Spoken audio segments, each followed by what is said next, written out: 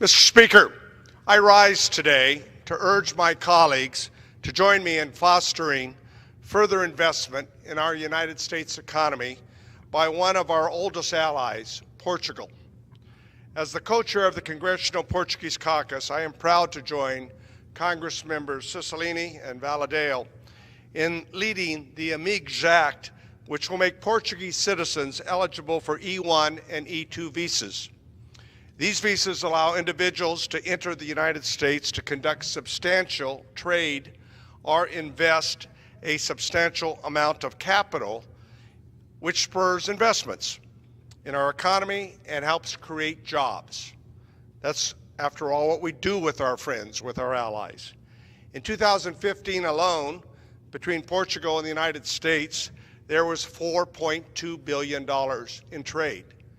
That created jobs here in the United States. It creates jobs in Portugal. It's good for both countries. And that's the way friends ought to work together. There is precedent here. Congress granted eligibility for Israel in 2012 with the E1 and the E2 visas, which allow for easier access for business people that are engaged in these kinds of economic activities. What's more, Portugal was one of the first countries to recognize the United States after we declared our independence and won the Revolutionary War.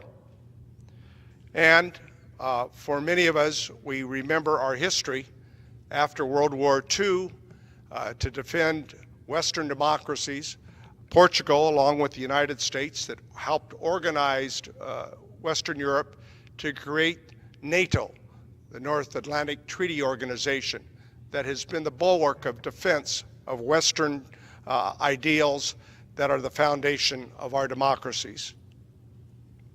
For these reasons and more, I call upon my colleagues to join me in supporting a common sense, bipartisan piece of legislation, the AMIGOS Act, which will further opportunities for business in America by creating more jobs and continue to enhance the relationship that has existed for over 200 years between the United States and Portugal.